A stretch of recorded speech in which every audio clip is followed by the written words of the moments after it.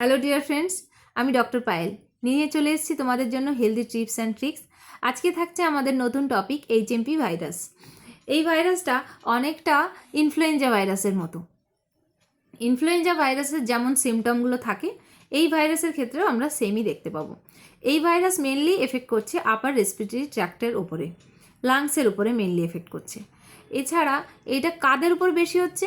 বেশি হচ্ছে বাচ্চাদের এবং বয়স্কদের ক্ষেত্রে, এবং খুব কম পরিমাণ অল্প বয়সী ইয়াং এজেডদের উপর হয়।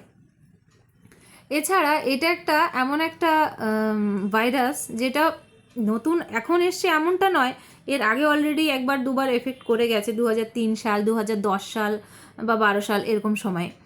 তো আমরা যেটা দেখব সেটা হচ্ছে এটার কী কী সিমটম হচ্ছে। সিমটমগুলো হচ্ছে যেমন নাক দিয়ে জল পড়া, কাশি হওয়া, ব্রিদিং প্রবলেম, মনে হচ্ছে শ্বাস নিতে কষ্ট হওয়া, গলা ব্যথা, হেঁচি হওয়া, জ্বর হওয়া, এছাড়াও থাকছে র্যাশ। এই ধরনের সিমটমগুলো নিয়ে আসছে।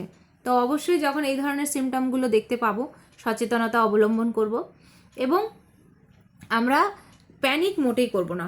যখনই দেখবো যে এই ধরনের সিমটমগুলো হচ্ছে, সঙ্গে সঙ্গে ডক্টরের কাছে কনসাল্ট করব। তাহলে ডক্টর যা সাজেশন দিয়ে দেবেন।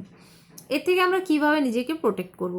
প্রোটেক্ট করার সেম উপায় যেমন করোনার সময় আমরা করেছিলাম, আমাদের নিজেদেরকে প্রিভেন্ট করেছিলাম, সেটা হচ্ছে হাইজিন মেনটেন করা, হ্যান্ড ওয়াশ করা,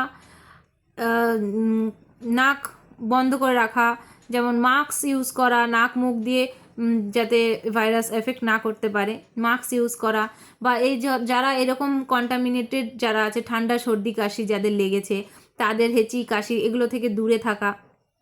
তাছাড়াও আমরা কিছু খাবার, হেলদি খাবার খেয়ে ইমিউনিটি বুস্ট করে রাখলেও আমাদের এই ধরনের সমস্যাগুলো এফেক্ট করতে পারবে না।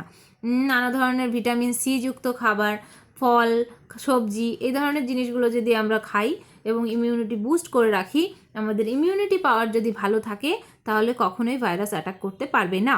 তাহলে আমরা কি করব? এই ধরনের সিমটমগুলো হলে ডক্টর কনসাল্ট করব এবং এই ধরনের প্রিভেনশনগুলো নিয়ে ভালো থাকবো, সুস্থ থাকবো, টেনশন করব না। তাহলে আজকের ভিডিও এখানেই শেষ করছি। ভালো থাকবেন, সুস্থ থাকবেন। সাবস্ক্রাইব, লাইক, শেয়ার, কমেন্ট করতে ভুলবেন না, এবং কোনো সমস্যা হলে অবশ্যই কমেন্টে লিখে পাঠাবেন। আমি তার জন্য সলিউশন দেওয়ার চেষ্টা করব। Thank you.